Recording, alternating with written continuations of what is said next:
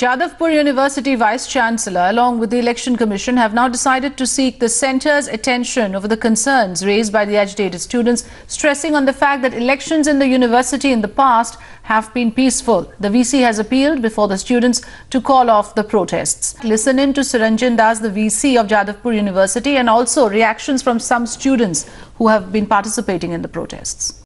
If the students are protesting against any particular action of the university authorities, that is one thing.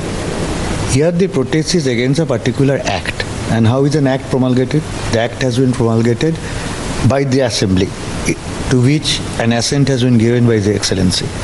And in any democratic country, any act passed to constitutional means also carries with it a constitutional obligations. Obligations for the individuals, particularly obligations for those who hold constitutional posts and the institutions which operate under that particular act.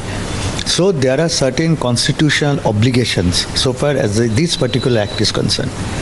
But again, in a democracy, any individual can voice his or her opinion against a particular act.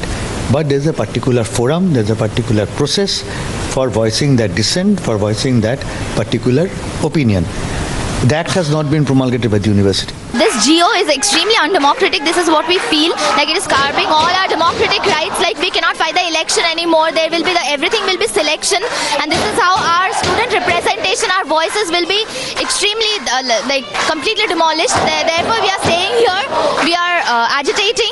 We are protesting. We just have a simple demand that the authority forward a letter to the state government so that we can have access our democratic rights. That's it. There is only one demand to this protest, which is the withdrawal of the GO. The government order which states that the elections will, that the students' union will be withdrawn, and in place of that it will be replaced by a students' council, which is in its very essence a very undemocratic procedure to do things in the university, and it is also just nothing more than just a puppet for the government to have its own representatives in the council. The union is for the students, so the students will decide, or whoever forms the union will decide whether the union stays or doesn't stay. The government has no right to decide whether the union stays or doesn't stay. Basically, the students feel that this is a completely undemocratic move, and that there is being a political interference by the state government in a student council body of a particular university.